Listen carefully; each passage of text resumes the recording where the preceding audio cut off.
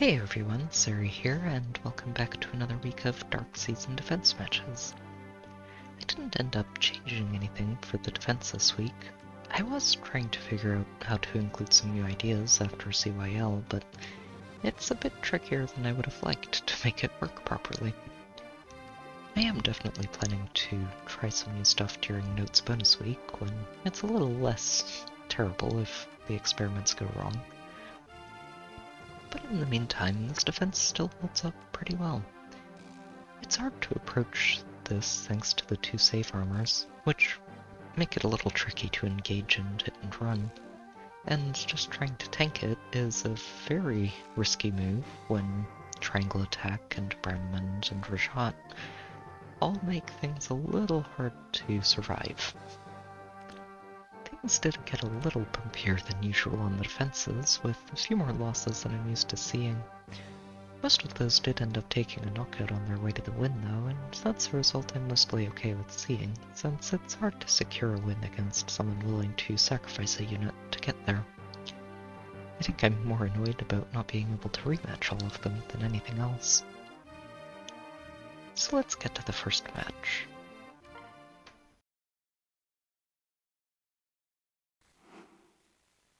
This match was an interesting way to start the week with a pretty basic safe ball setup. The near save Edelgard with Steady Breath is a good way to give her a lot more punch on her counterattacks, and Henriette is a pretty solid far save unit in her own right, even without giving it to somebody else. And as always, Flame's a great way to help keep them both alive through any of their combats.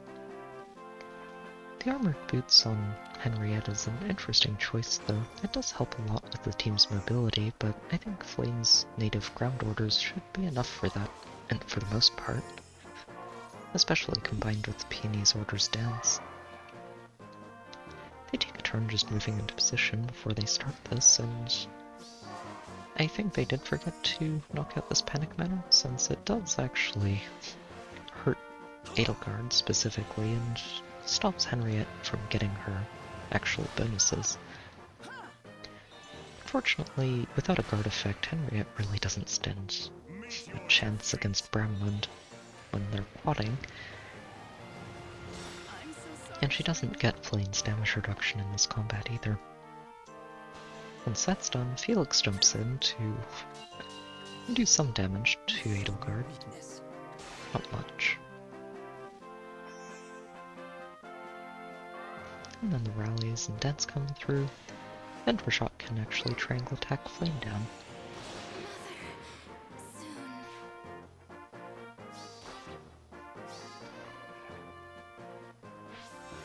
Can't get anything else from here, and they do try to set up to let Edelgard do what she can, but without Henriette and Flame backing her up, it's not going to end so well. Especially when Rajat's triangle attack doesn't actually get affected by her B skill's damage reduction. And from there, Felix can step forward and quad down Milla.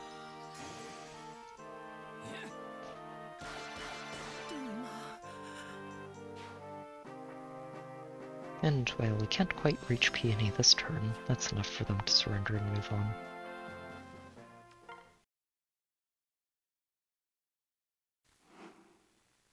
This match was fun to see just for the spectrum of tanks that they ended up bringing along. Fjorm in her bonus week, especially at this March level, is very solid, and they're backing her up with a maxed out Flame Emperor and a maxed out Black Knight. This is a very interesting build for him, and it does a lot of work with patching up his res and boosting his speed, although the stance and special fighter don't really play together as well as you might like. I do think this team is probably really good at baiting an opponent team from multiple angles, and if you can get the right targets to attack the right tanks, things should go pretty well.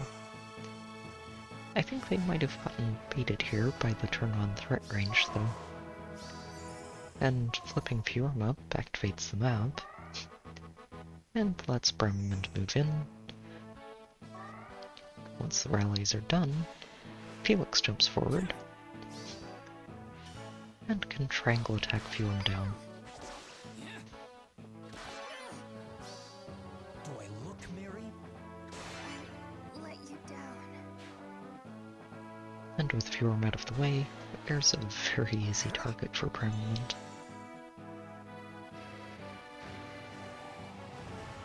Death comes to me.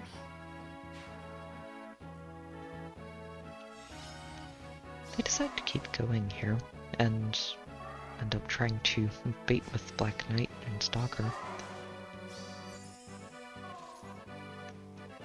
It doesn't go as well as they might like, though.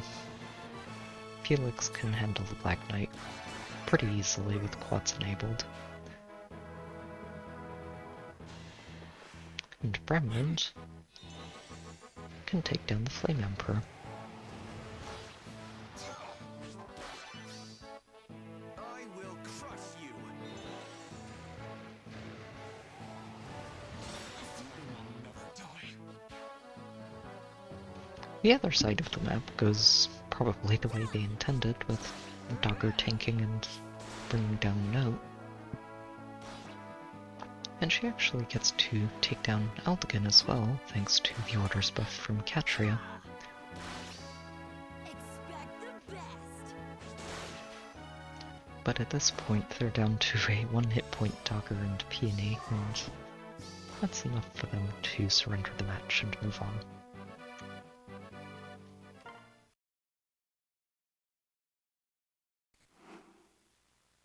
This match was fun to see, mostly because it's been a while since I've seen a maxed out Brave Claude. He's really impressive here, and while I do think he got hurt quite a bit by the introduction of Fatal Smoke, I think that in the right situations he can still be a very strong carry.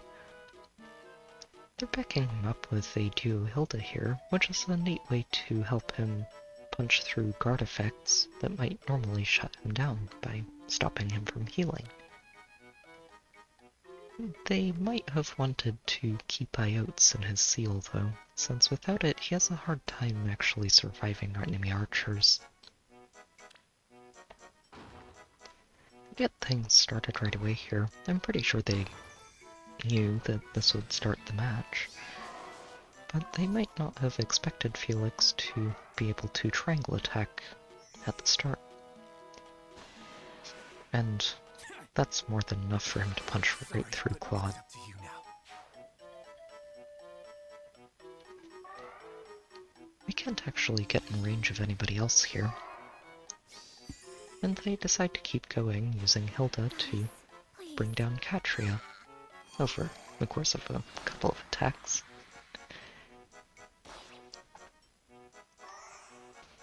Unfortunately, because it did take them 2 attacks, they end up in a pretty awkward spot for this next turn, with Hilda directly in range of Nott, and moving Milla into block doesn't really do much when Bremond can just step forward and take her down. We came all this way. And once Nott moves out of the way, Felix can jump in and snipe Milla. Here, take this.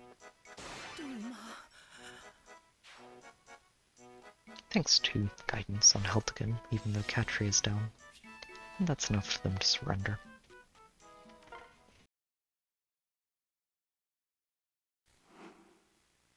This match was an interesting throwback. It's been quite a while since I've seen a duo Alphonse on an offense team. But they're backing him up with a Gustav, a near save, and a bonus week viewer. I do think that giving Alphonse a near save bodyguard is a great way to help him just focus on handling an enemy ranged squad. And even though Dio's hindrance can really interfere with him, if you can snipe the hindrance, or the Duo heroes, you can still end up activating his special and getting things set up. They go for that approach here and take a few turns to clear out the structures and eventually get to the duo's hindrance.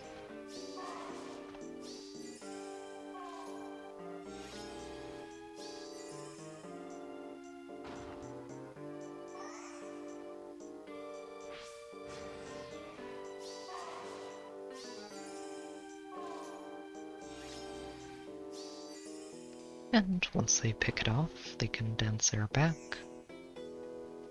pull out of the way, activate the duo skill and move in. The panic manner doesn't really do much here since they're not buffed, but triangle attack enabled to Brandmund does. And while Alphonse does get to reply with an open the future, it's not enough for Brandmund to go down in one hit, and the debuff actually does let Brandmund punch through the wary effect and finish him off. He doesn't get to triangle attack Gustav though, which lets Gustav actually end up surviving this.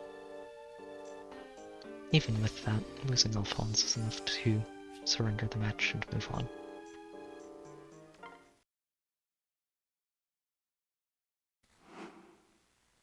This match brought along a fun little twist on my usual Zelgius and Guinevere team, replacing Zelgius with Idun. I think she's a very capable near-save bodyguard, and it's actually a personal merge project of mine as well. And Guinevere, as usual, is a fantastic ranged carry. They're backing her up with a Loki, actually, who's one of those units I'm very keen on seeing her refine, since I think she's already a very nearly great support unit, and getting an increased radius on her gravity effect, or maybe even stall ploy included as well, could make her exceptionally powerful.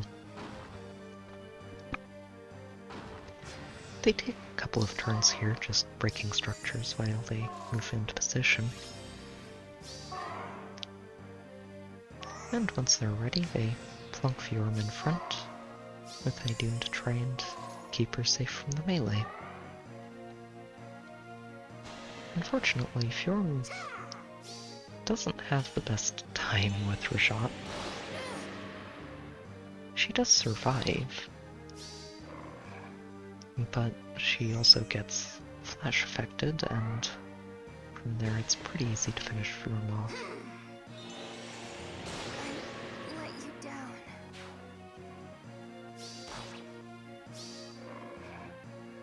We don't get any other knockouts here, but losing Fjorm's enough for them to surrender and move on.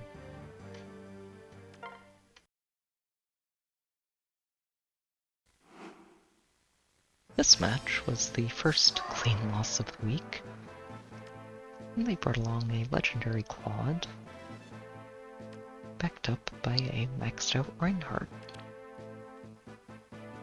The Ayotes on Claude is an interesting choice. I don't think he really needs it on an offense team, since he shouldn't really be taking much damage from archers anyway, thanks to Fallen Star.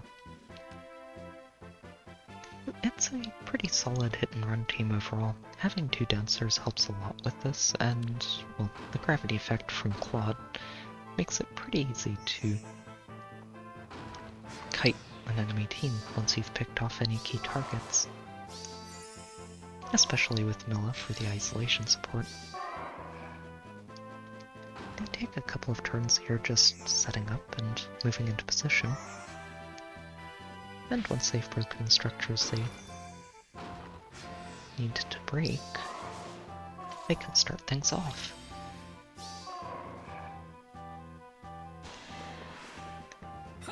Claude ends up just taking a couple of shots at Felix here. And these 2 points of damage actually end up making a major difference, since they're not getting healed afterwards. And isolating Catria's lane ends up being very important too, since it means that she can't rally forward and they pull just far enough back that Bremond does not have a triangle attack enabled when he attacks Claude. Leave. Now. And without a triangle attack, Claude can tank him and finish him off in the enemy phase pretty easily. From here, they decide to pull even further back and let Claude bait Rajat off to the side. And it works out very well, since once the rally from Katria comes through, she's going to be the I one won't back down. getting danced.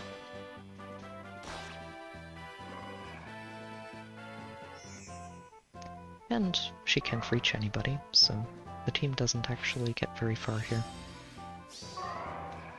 Once they're at this point, the team is much easier to pick apart. Now that Katria isn't being screened by Felix, Claude can finish her off. And without the wards from Katria, Reinhardt has just enough damage to take down Felix. And then he can take down Nott for good measure.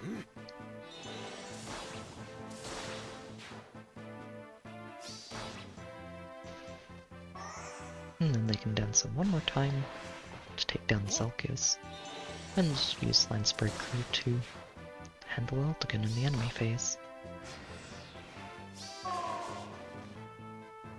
This was a really cleanly executed win. And it's one of those things that I'm considering how to better structure the rallies so that they don't backfire quite as much. I won't back down.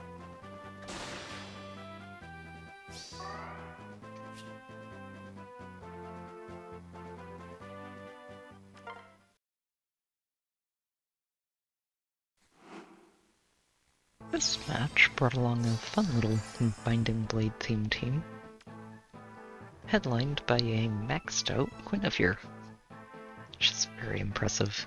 I actually managed to finish merging mine from the Hero Fest as well, so it's fun to see another one at plus 10. And they're backing her up with a near save duo Idun and a maxed out Clarine, along with a bonus week Niffle. This team seems pretty flexible, honestly, overall, and I can't imagine it has too many problems handling whatever they run into. And they get things started pretty quickly, just taking a turn to break some of the frontline structures before they move into possession.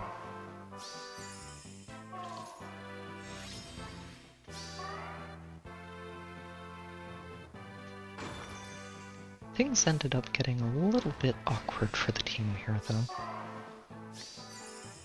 And Katria actually ends up rallying Felix and then not moving at all with her Kento, which really throws a wrench in the team's attack pattern, since Felix can't actually access Guinevere here. And neither can Rajat, once Eldigan moves in and blocks them. Nott ends up getting to attack into Idun and can do quite a chunk of damage, but nothing else can actually happen here. This isn't a pattern that I've seen happen before, since usually Katria will prefer to Kento out with Trace after rallying, but the reason she didn't is because that tile, or all of the other tiles, were more threatened than the one she was standing on at the start. Things are pretty easy for them to pick apart from here. The team got wildly scattered after that first turn. And they can have Idun pick off Felix while Guinevere handles Bremond, and Clarine helps pick off things on the side. I think, though, that at this point they underestimated Rajat on one side, and Eldigan on the other.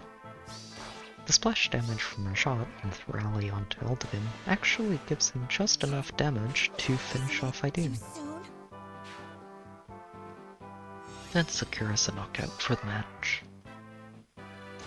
They decide to keep going anyway, and the bonus weak Niffle can attack into Salkius and finish him off pretty easily. Say your prayers.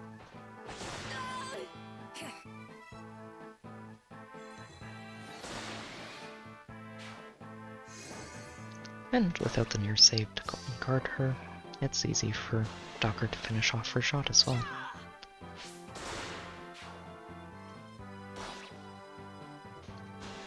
And well, Guinevere can handle Aldgin Reap what you sow. very easily, leaving Catria stranded and not really able to accomplish anything.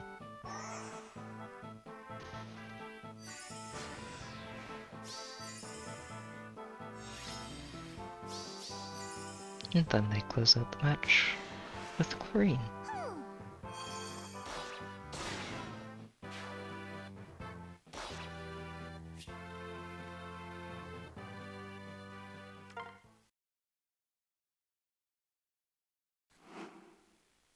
We are seeing quite a few Itunes this week, with another duo Idune, this one using Parsave, to protect a Brave Erica, here to bully Celcius, and Alincia. They also brought along an Uller in her bonus week. I haven't seen much of her yet. I think most people who already have a Dogger probably just didn't bother pulling for Uller, so it'll be interesting to see how many of her I see going forward. This team seems like a pretty straightforward hit-and-run approach, using the Farsave Idune to screen for Lyn and Erica, while those two just pick apart the enemy team. And well, it's pretty easy for a player-controlled Erica to squish Celcius and get pulled back out of range to where Idune is waiting to keep them safe. The team doesn't actually end up getting in range anyway here, which gives them a pretty straightforward way to start picking things apart. Erica can take down Nott, and then Idune can actually move in and take down Rashad.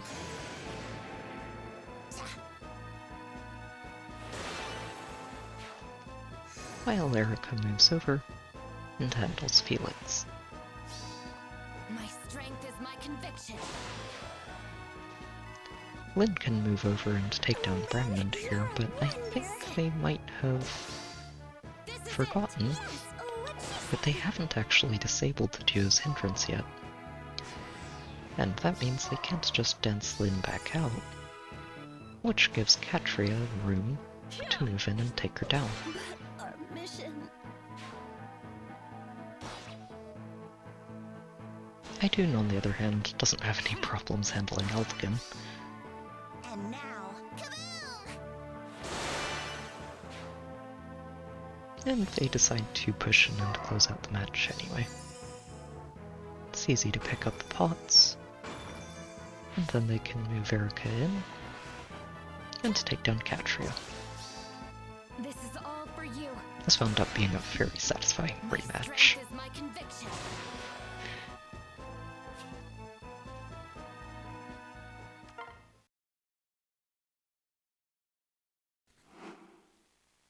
This match was an interesting one with two different Edelgards, one Fallen and one Brave, backed up by a legendary Claude.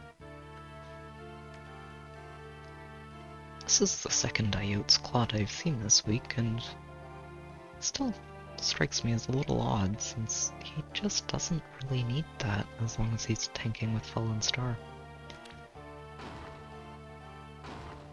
They take a turn here, just letting Edelgard transform while they move into position.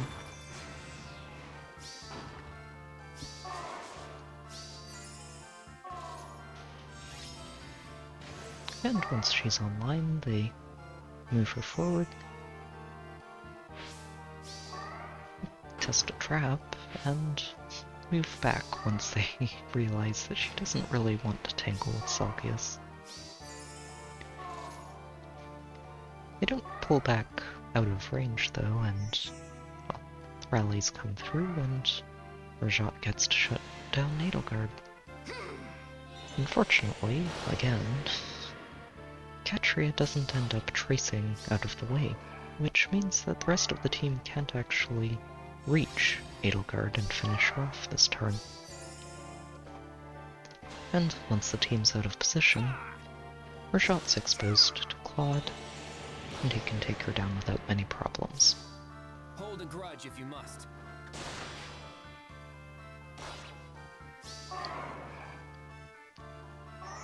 And from there they can just continue dancing him and pick off the team. They end up shoving Edelgard forward here so that she can attack Eldigan Face your mortality. and finish him off with a couple of bonfires.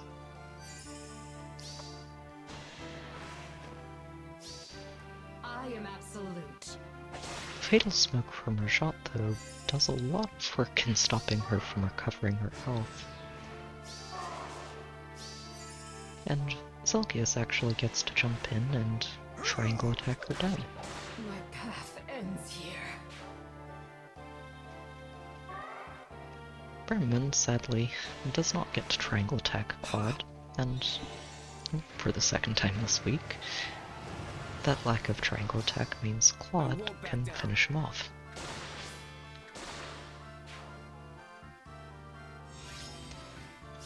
They decide to push in for the win here. Even though Zelgius doesn't take too much damage from Claude, One will die. even with most of his skills offline, he still can't get much done through Fallen Star. They can push Edelgard forward to handle Felix. I'll cut my own path. Before Claude finishes Zelgius off. No draw, no escape. I won't back down.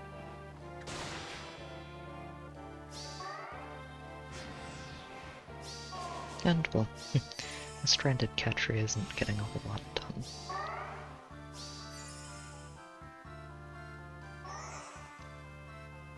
They do end up taking a 50-50 on this trap, but I think it's pretty obviously a fake when there's only one. And then they can finish off Katria with Claude.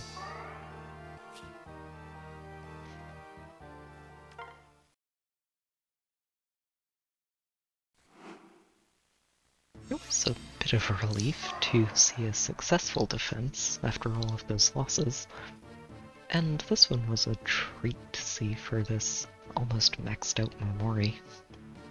She's not a unit I've seen almost at all, really, since her debut. So it's fun to see someone actually just spoil her and turn her into a really solid unit. She's part of a safe ball with Flane and a far save Fae. And the bonus week Niffle helping out on the side. And a lot like most safe balls, I think this has a pretty good time handling just about anything they run into. They take a turn just clearing out the structures in the front while they move into position. And I think keeping Miller on the side to isolate Bremland was very deliberate to stop Bram from actually reaching their Fae here. Unfortunately, Rajat doesn't really have any problems sweeping Fae, which means that everybody else has free attacks. Here, take this. Felix can't do too much to her, except with Bonfire. And the rest of the team can't get into position to attack. Niffle, like last time, can handle Zelgius pretty easily in her bonus week. Say your prayers.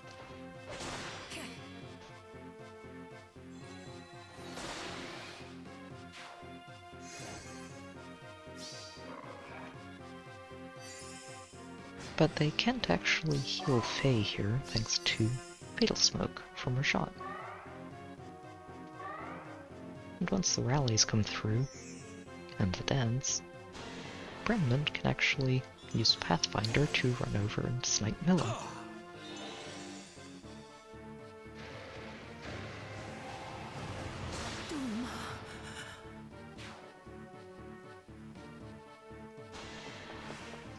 Rashad, meanwhile, continues to sweep Faye and stop her from accomplishing anything on the enemy phase. But we can't quite finish her off here. If we come close, Do I look merry? but she survives the round. And then, well, Nott ends up attacking into Memori, and that doesn't end very well. But losing that one unit is enough for them to surrender and move on.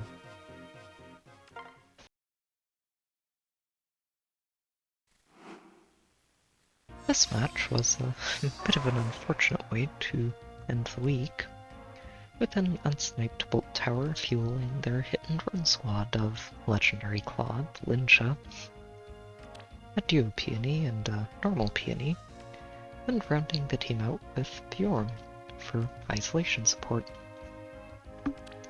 Bjorn is actually a pretty rare sight in light weeks, which makes her very effective since most dancers are going to be stacking defense instead of hit points.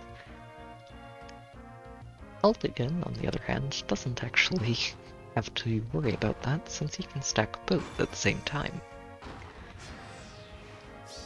It doesn't end up helping us here, but it is fun to see him be able to dodge a stray Fjorm in a season she doesn't usually turn up in. They spend a couple of turns waiting for their bolt tower to activate, and once it does, they can start picking things apart. They do end up having to use Peony to crack open Felix, though. But even with that, it's not the worst, since they can still use Lyn to pick off Catria, and that enables all of their duo skills. Lynn, you're a wonder. So that Lyn can move in and take down Selgis next.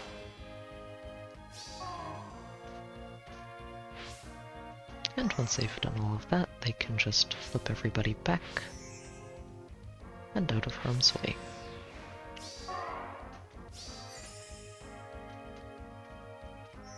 Nott actually ends up getting danced here, which is a little unfortunate, and means that the rest of the team can't catch up, and makes them pretty easy targets to pick off on the following turn. Go for it. Prepare yourself.